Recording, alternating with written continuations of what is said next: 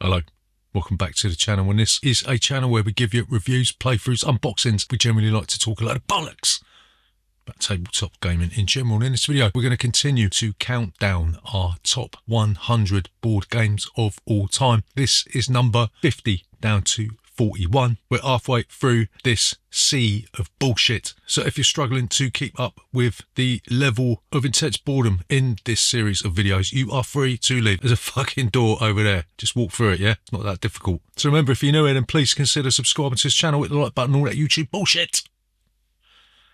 We'll see you after this.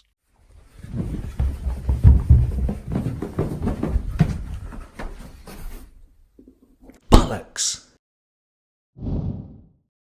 So number 50 on this list is a game that I thought would have been banned by now in all NATO countries. It's Russian Railroads. Funny old thing, this game uses a series of tracks, yeah? Get it? Train, track. You'll be taking actions, as in most worker placement games, and you will be moving your little train up these little tracks. You might want to lure certain train geek personalities into your lair in order to get them to give you a special ability. On the surface, Russian Railroads feels like a bog standard worker placement game, but the thing that separates this wheat from the chaff is that it is constantly rewarding you with stuff dependent on which track you decide to move up on. Russian Railroads is notoriously difficult to get hold of. It's probably easier to get the Ultimate Railroads bumper set, which includes German railroads, but I don't need that much Russian Railroads in my life. I am content with my Polish version that I got for 15 quid from some Polish website, and that is good enough for me, right?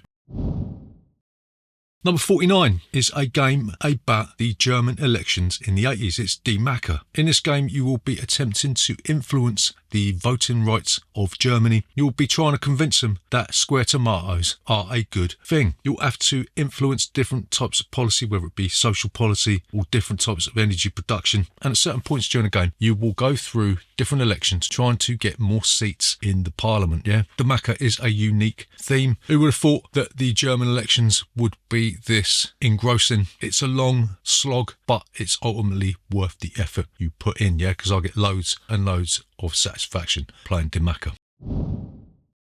Number 48 on this list is a war game, a very, very simple war game on the surface. Yeah, it's Friedrich. Friedrich is like a sort of a bog standard war game with a twist, right? Because one of you is going to have to play Prussia and Friedrich, and they are what's known in the game as a schizophrenic faction, where they are fighting against all the other factions, but they also need the other factions to help them win the game, yeah? Friedrich uses a novel combat system, yeah? It uses a bog standard set of playing cards, but you can only use the suit of the playing card in the section of the board where you have troops, yeah? Friedrich is a fascinating game. All you got to try and do is take over a certain number of strongholds, but you've also got to try and keep your troops and your armies supplied with supply lines, yeah? Which are easily broken by the opposition. No supply line, all your troops get mullered. There is a similar game to this that plays with 3 players called Maria. It makes the game that little bit more complex, and as such it isn't as accessible as Friedrich. That's why Friedrich takes top dog place on this list, yeah? Number 47 on this list is another war game. It is 1812, The Invasion of Canada. This game simulates the United States' failed attempt to annex Canada from the British in 1812. And it's a generic cube pusher, right? You'll be moving your cube armies around the map trying to take control of fortresses by playing cards that allow you to take actions on land and on sea. This game works best as a 5-player game. It's the United States regulars and the militia versus the British and the Native Americans and the Canadian army. It's like a tug of war over a border that always delivers stunning results, yeah? And it's a quick and decisive game. 1812 Invasion of Canada is one of the most simple war games and also one of the most enjoyable war games that you can get. And it's always good to see the Yanks get a good spanking by the British, innit? Don't cry now, American friends.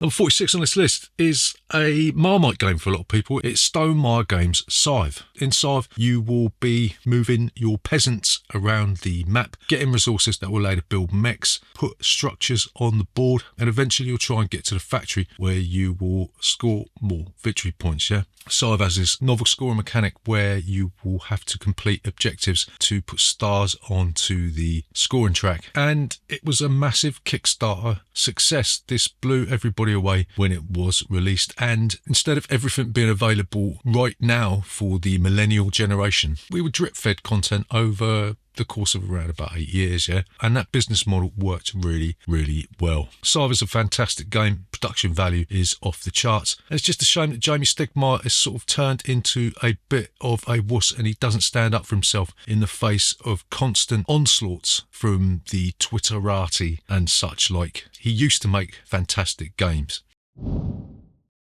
Number 45 on this list is a real-time game called Escape: Curse of the Temple. In this game, you will be entering into a temple and you will be trying to get as many gems as you possibly can before the temple starts to collapse, and then you'll have to try and get out. This game uses a soundtrack. Did come with something called a CD, which for people that are under the age of 25 was like an MP3 that had been baked onto a piece of plastic with a hole in it. The soundtrack would give you audio cues as to events that would happen in the temple, and Queen Games supported this game with about 12 different mini expansions and a couple of big box expansions that makes this game endlessly replayable. One thing I don't like about this game is that my wife will not play this game because it makes her think she's going to have a heart attack, but I love the adrenaline buzz that you get out of this one, so I'll let her off for now.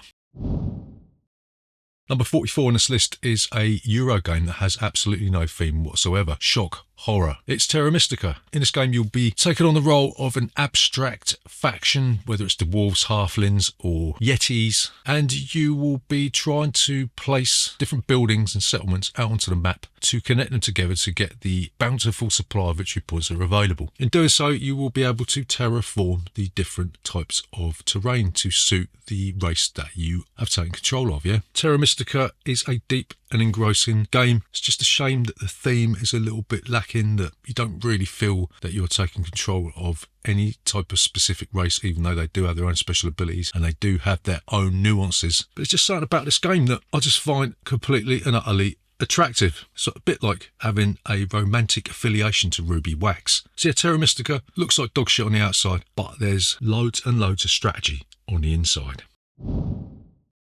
Number 43 is another game by Jamie Stegmaier. It's a game about winemaking. It's viticulture. In this game, you will be moving through the seasons of spring, summer, autumn and winter. You'll be growing your wine, you'll be harvesting the wine, you'll be bottling it up, and you'll be flogging it to unsuspecting, gullible rich people. This is a bog standard worker placement game, placing your workers out on a board to take different actions, to do stuff that I just told you about, right? But there's also these cards that will allow you to hire different personalities that will give you more shit. It was made infinitely better with the Tuscany expansion. It added a new board, bolted on loads and loads of stuff, and then in a strange turn of events, Stegmaier decided to dump out a lot of the excess stuff and then make an Essentials edition to try and sell more copies. Viticulture is a fantastic worker placement game. It's so simple, it's so rewarding, and if I actually drank alcohol, then this would probably encourage me to destroy my liver even more than it already has been. Number 42 is a dexterity game that you probably think is made for kids, but I think it is made for the most discerning adult gamer that you can find. It's Coconuts. In this game, you'll be taking a plastic monkey, you'll be putting a plastic coconut into its hands, and you will be pinging its hands so that the coconut flies through the air and hopefully lands in one of the cups. You'll take the cup and you'll put it on your player mat. Once you've got a pyramid of 5 cups, you win the game, yeah? This is a Korean game in the vein of Clack Clack Lumberjack, where the coconuts aren't completely round. There's a nice blend of skill and luck. You have to aim carefully, but you never really know which way the coconut is going to bounce, yeah? There's a 2-player version of this. You can mix with the 4-player version to make a 6-player version. I wouldn't recommend it because it goes on far too fucking long. But yeah, Coconut's one of the best dexterity games of all time. Some people say this is a toy, in which case I say you can shove that dildo up your bum bum.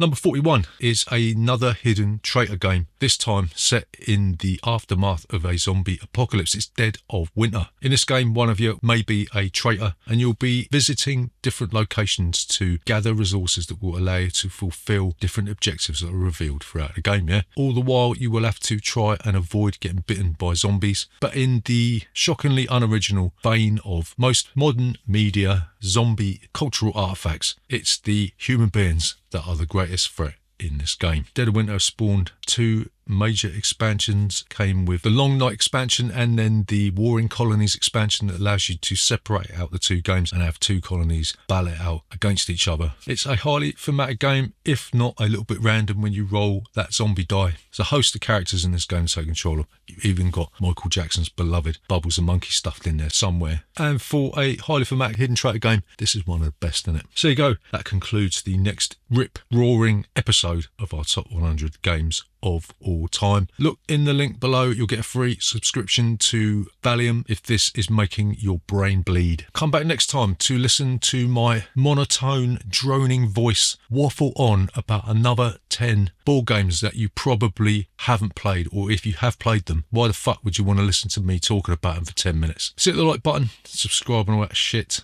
I'll see you next time.